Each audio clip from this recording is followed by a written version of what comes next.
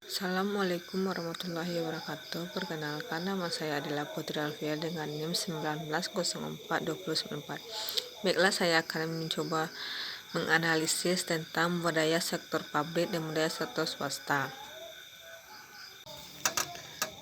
Tapi yang pertama yaitu budaya organisasi swasta. Pelaksanaan corporate social responsibility ditinjau Undang-Undang Nomor 40 Tahun 2007 tentang perseroan terbatas studi pada PT Gudang Garam Tbk. Pelaksanaan corporate social responsibility pada PT Gudang Garam Tbk, keberadaan CSR dalam bagian kegiatan perusahaannya sudah ada sejak awal berdirinya perusahaan, yaitu tahun 1958. Pas berdirinya Gudang Garam, CSR yang dilakukan oleh Gudang Garam saat awal berdirinya Gudang Garam melakukan hal-hal yang lebih kecil seperti perekrutan pekerja dan peringatan hari-hari besar yang biasanya dilaksanakan suatu selamat atau syukuran. Pelaksanaan CSR di Gudang Garam didasari pada misi perusahaan, yaitu filosofi catur dharma, yaitu yang pertama, kehidupan bermakna dan berfaedah bagi masyarakat luas merupakan suatu kebahagiaan. Yang kedua, kerja keras, ulet, jujur, sehat, dan beriman adalah prasyarat kesuksesan. Yang ketiga, kesuksesan tidak dapat terlepas dari peranan dan kerjasama dengan orang lain. Dalam implementasi CSR diperlukan 3 kondisi yang akan menjamin pelaksananya implementasi CSR dengan baik, yakni yang pertama, implementasi CSR memperoleh persetujuan dan dukungan dari pihak yang terlibat seperti dari manajemen puncak perusahaan, sehingga pelaksanaan program CSR didukung sepenuhnya oleh sumber daya finansial, penyedia anggaran maupun sumber daya manusia. Yang kedua, harus diciptakan, yaitu ditetapkannya pola hubungan di antara pihak-pihak yang terlibat secara jelas. Hal ini meningkatkan kualitas koordinasi pelaksanaan program CSR, keoptimalan pelaksanaan program CSR, dan memungkinkan program CSR untuk berlanjut. Yang ketiga, adanya pengelolaan program yang baik. Hal ini dapat terwujud bila terdapat kejelasan tujuan program, sepakatan strategi pelaksanaan CSR, kejelasan durasi atau waktu pelaksanaan program, serta siapa yang tanggung jawab untuk memelihara kontinuitas pelaksanaan kegiatan bila program CSR sudah berakhir. Strategi implementasi CSR di PT Gudang Garam. Upaya yang dilakukan perusahaan dalam rangka menjamin ketercapaian tujuan tanggung jawab sosial dilakukan dengan berbagai strategi. Yang dilakukan perusahaan sudah pasti harus memperhatikan dan memperhitungkan visi misi, tujuan, objek, dan kebutuhan dari stakeholder. Strategi implementasi CSR dilakukan Gudang Garam menggunakan mixed tip. Strategi ini dipilih Gudang Garam dikarenakan strategi ini dirasa lebih membuat Gudang Garam bergerak secara leluasa serta dapat menerima saran dan permintaan program dari pihak luar. Strategi mixed tip merupakan perpaduan dari strategi sentralisasi dan desentralisasi. Kategori perusahaan menurut implementasi CSR pada PT Gudang Garam Tbk. Kategori perusahaan menurut implementasi CSR dapat didukungkan menjadi 4 kelompok: hitam, kelompok merah, kelompok biru, dan kelompok hijau. Implementasi CSR pada Gudang Garam termasuk dalam kelompok hijau. Alasan memilih kelompok hijau dikarenakan Gudang Garam sudah melaksanakan CSR sejak awal berdirinya perusahaan. Kelompok hijau perusahaan yang sudah menempatkan CSR pada strategi inti dan jantung bisnisnya. CSR tidak hanya dianggap sebagai keharusan, tapi kebutuhan yang merupakan modal sosial. Sesuai pelaksanaan corporate social responsibility pada PT Gudang Garam Tbk dalam peraturan undang-undang Indonesia. Yang pertama, Undang-Undang Nomor 40 Tahun 2007 tentang perseroan terbatas.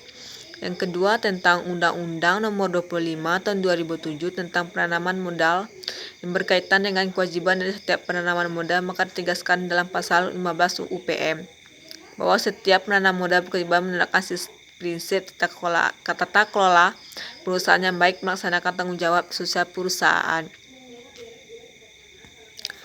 Yang ketiga yaitu tentang Peraturan Pemerintah Nomor 47 Tahun 2012 tentang tanggung jawab sosial dan lingkungan perseroan terbatas. Implementasi CSR pada Gudang Garam dilaksanakan oleh direksi berdasarkan persetujuan RUPS dan Dewan Komisaris Pelaksanaan. Yang keempat, Undang-Undang Nomor 3 Tahun 2014 tentang Perindustrian dalam Regulasi Perindustrian, yaitu Pasal 3 Poin G. Undang-Undang Nomor 3 Tahun 2014 tentang Perindustrian menjelaskan bahwa perindustrian diselenggarakan dengan tujuan meningkatkan kemakmuran dan kesejahteraan masyarakat secara berkeadilan. Yang kelima, Undang-Undang Nomor 8 Tahun 1995 tentang pasar modal dalam pasal 86 Undang-Undang Nomor 8 Tahun 1995 tentang pasar modal, bahwa perusahaan publik wajib melaporkan laporan terkait jalannya usaha perusahaan secara berkala dan kepada Bapepam.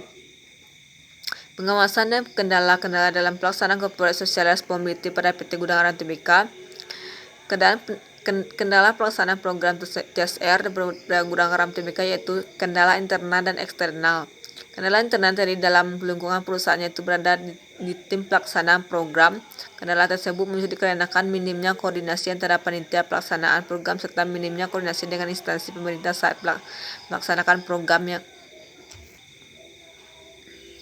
Akibat program tersebut salah satu sasaran tidak tepat guna. Kendala eksternal yang terjadi dalam pelaksanaan program CSR yaitu lebih dititikberatkan kepada kendala teknis yang dapat berbentuk pelaksanaan program molor. Pelaksanaan program yang molor ini yaitu adanya situasi dan kondisi yang terjadi di luar perkiraan tim pelaksanaan program. Yang kedua, tentang budaya organisasi publik, yaitu analisis budaya organisasi pemerintah daerah atau Pemda di era otonomi daerah. Budaya organisasi memiliki dua sifat, yaitu budaya yang kasat mata, jelas terlihat berupa seragam, logo, ritual, dan lain-lain, dan budaya organisasi yang tidak terlihat berupa nilai-nilai yang ada dilaksanakan oleh anggota organisasi. Yang kedua, sifat budaya tersebut berfungsi sebagai identitas organisasi sehingga orang di luar organisasi akan mudah mengenal organisasi dari identitas tersebut dan penentu arah setiap perilaku anggota organisasi. Budaya organisasi merupakan salah satu sumber daya organisasi yang menjadikan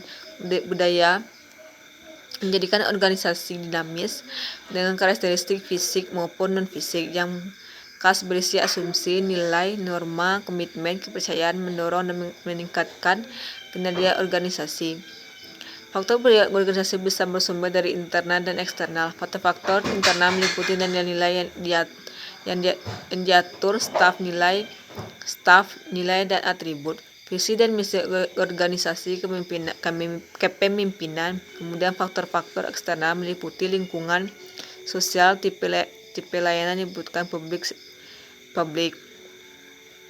dan segmen. Budaya bersifat selektif karena memiliki seperangkat rambu tentang apa yang harus kita terima dan membatasi perilaku anggotanya. Perilaku yang menyimpang dari norma-norma budaya dan nilai budaya yang dilakukan oleh pemimpin dan anggota dapat dikontrol oleh budaya. Kemudian budaya juga bersifat dinamis, dalam artian bahwa budaya merupakan kontrol dalam organisasi, maka perilaku yang menyimpang sama halnya dengan budaya yang negatif, maka tersebut akan dihilangkan, dan apabila budaya itu balik, maka budaya dipertahankan, bahkan budaya bisa dikembangkan agar bisa meningkatkan kinerja. Budaya di bagian humas termasuk budaya yang kuat karena budaya kerja di bagian humas sangat mengutamakan profesionalitas dalam bekerja, disiplin, dan budaya kerja di humas yang tampak adalah administrasi birokrasinya. Keseragaman di humas yang terlihat adalah: pertama, seragam baju. Di humas ada seragam baju yang ditetapkan oleh pimpinan, yaitu baju warna ungu yang dipakai setiap hari Rabu dan hari Kamis. Minggu sekian baju yang dipakai warna hijau. Kemudian aturan protokol diseragamkan, teknik penulisan juga diseragamkan agar tampak ciri khas humasnya. Dan yang tidak kalah pentingnya, di setiap kegiatan tim bagian humas harus ada. Demikianlah budaya organisasi sektor publik dan swasta. Assalamualaikum warahmatullahi wabarakatuh.